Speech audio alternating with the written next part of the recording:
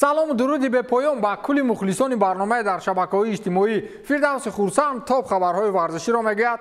رفتیم.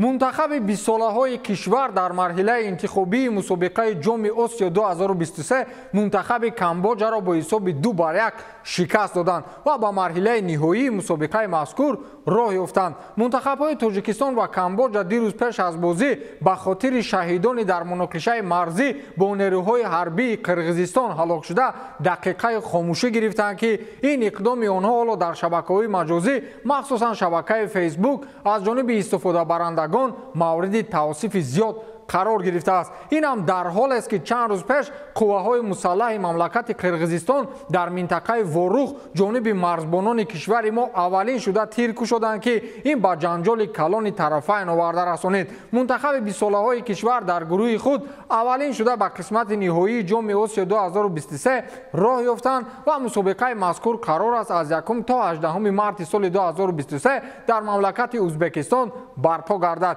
دقیقه خاموشی گرفتن به خاطر روح شهرمردان جان از دست داده تماشابینان و مخلصان در میدان بوده را اندوهگین کرد و امیدوار هستیم که دشمن به هر قطره خون این بچه‌ها جواب خواهد گفت. واروخ ما با تیم.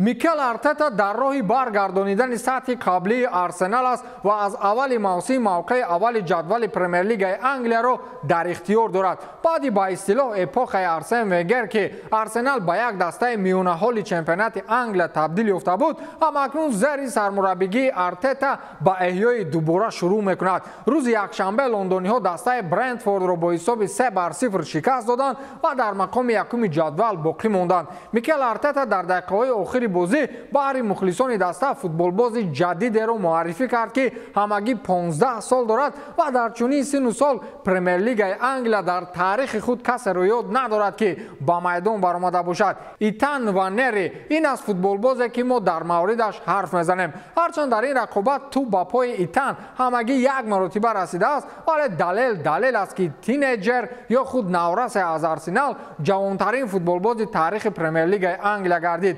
اولین بار در تاپ 5 چمپیونات اروپا در موسم امسال فوتبال باز روی میدان میآید که سال تولدش 2007 است. نوانری را به قول هم تو بازی ندرآوردند و باید بگویم که او ستاره چند سال اخیر اکادمی فوتبالی آرسنال بود. ایتان تا حد مربی‌های اکادمی را مفتون کرده بود که او را فوراً از دسته 18 ساله‌های اکادمی یک بار به دسته 21 ساله‌ها انتقال دادند.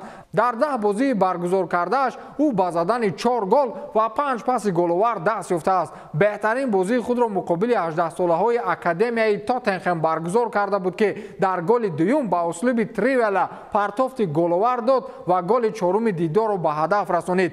دبیوت در بزرگترین مسابقه چمپیونات‌های اروپایی با ایتان در 15 سالگی و 180مین روز زندگی نصیب گردید و در روی خط جوانترین بازیگران تاریخ چمپیونات انگلیا همینک اسم او اولی نوشته شد. بگذار این آخرین رکورد ایتان نباشد.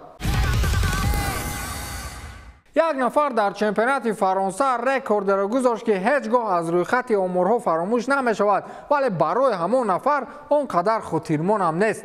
بازی میان نیتسا و انژه برای ژان کلر تودیبو حمایتگر دسته نیتسا آنقدر خطیرمان پس سر نشد چون او را در ثانیه نهم رقابت برگه سرخ نشان دادند. داور میدان باستین دشپ سراول توجه به کارت زرد جایبش کرد، ولی بعدا اقرار شد که این قاعده ستیزی تودیبو ارزنده کارت سرخ است. در نتیجه تودیبو با صحیفه تاریخ چمپیونات فرانسه همچون اولین شخص گیرنده کارت سرخ در 9 ثانیه ثبت گردید و این با فرضیه یک شرکت اموری با نام اپتا می باشد. با اطلاع شرکت مذکور این نشان داد می تواند تنها با چمپیونات فرانسه نه بلکه با تاپ 5 چمپیونات اروپا نیز ربط داشته باشد. حالا دقیقاً در این مورد چیزی گفته نمی شود، ولی از روی معلومات هایی که ما داریم فقط سال 1991 جوانی لورنسو از دسته بالونیا سری ا در ثانیه دهم رقابت از جانب داور با کارت سرخ مجازات شده بود، گفته است یک نماینده تشکیلات مذکور. خلاص تودیبو همکنون رکوردمن در گرفتن فوری کارت سرخ است که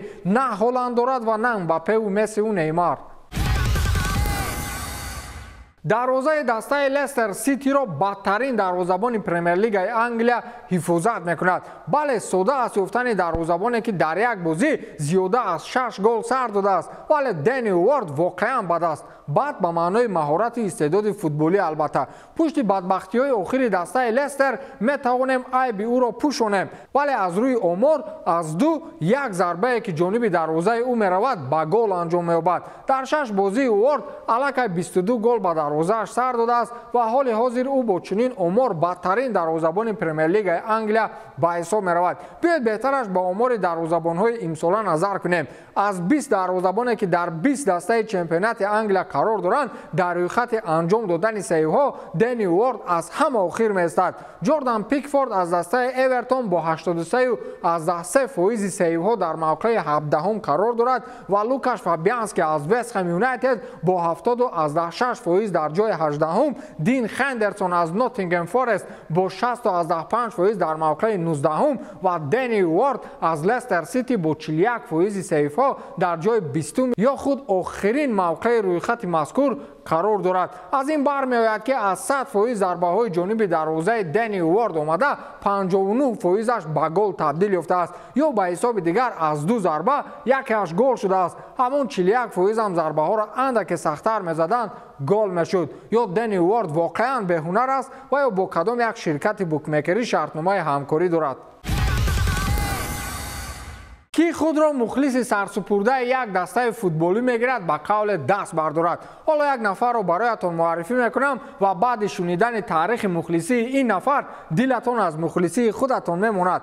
гап сари Лучи Паречи меравад ки 50 сол шуд ягон бозии дастаи Барселонаро ғайри як бозӣ сарфи назар накардааст. фарқ надорад ин бозӣ дар хона буд ё дар сафар. Лучи Паречи ҳамаи бозиҳои нилунуриҳоро дар майдони футбол тамошо мекард, на тариқи телевизион. ӯ машҳуртарин мухлиси Барселона ба ҳисоб меравад ва ӯ дар ҳамин 50 соли мухлисӣ танҳо дар як бозӣ нарафтааст ки ин ҳам сабаб дорад. ӯ пеш аз бозии дастаҳои Барселона ва Элче ки Левандовски дубл карду, Депай як голи дигар зад, рӯи эфир баромад ва аз таърихи мухлисиаш андаке қисса кард. ӯ гуфтааст ки ман ягон бозии дастаи дӯстдоштаамро чӣ дар чемпионати Испания, чӣ дар ҷоми Испанияву Лигаи чемпионҳо сарфи назар накардаам ва ягона бозие ки ман дар майдон набудам ин рақобати Барселона ва ПСВ буд ки ман он вақт дар беморхона дар ҳолати вазнин қарор доштам, гуфтааст Лучи Паречи. дақиқан маълум нест ки Лучи чанд сол дорад, вале ба дидан наздики 70 сола метобад.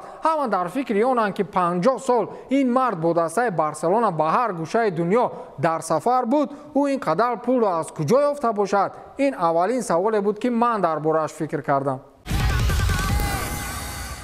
Реал ба худро вонамуд кардан ки гӯё дар олам ягон рақиб надорад идома медиҳад. дар 6 даври мусобиқа Реал ҳоло имтиёз аз даст надодааст ва ягон мусовӣ ҳам надорад. дар бозӣ муқобили Атлетико Мадрид ки натиҷаи рақобат 2-1 ба суди дастаи Реал хотима ёфт, голи аввал бо паси хеле зебои Тучамени аз ҷониби Родриго зада шуд ва голи дуюм бо зарбаи ҷонкои Федерико Валверде ба ҳадаф расид. омори Реал Мадрид дар оғози мавсим ҳайронкунанда аст. Реал дар 9 бозии барпо кардааш 9 ғолибият дорад. дастаи Анчелоти бо ғолибият дар Суперҷом оғоз кард ва дар 6 бозии Ла Лигаву 2 бозии Лигаи Чемпионҳо фақат ғалаба ба даст овардааст. ҳисоби умумии ҳамин 9 дидори Реал бо ҳисоби 24-6 аст ва аз дастаҳои дигари аврупоӣ фақат Бенфикаи Португалия бо чунин омор пеш меравад ки дар 7 бозии чемпионати Португалия 7 ғалаба дорад ва 2 ғалабаи дигар дар 2 бозии Лигаи Чемпионҳо. Реал шонси олия барои давом додани марҳилаи шикаст нахӯрданҳои худ дорад. 3 бозии ояндаашон бо дастаҳои Асасуна, Шахтёр дар Лигаи Чемпионҳо ва Хетафе дар чемпионати Испания мебошад ки аз рӯи сатҳ ва бозигузорӣ Реал шонси хуби шикаст додани онҳоро дорад. ё мегӯяд дар 3 бозӣ нею то охири мавсим чунин шонсро дорад, наход Барселонаро ҳам шикаст бидиҳад. ба ҳамин тамом, то дидори навбатӣ, хайр.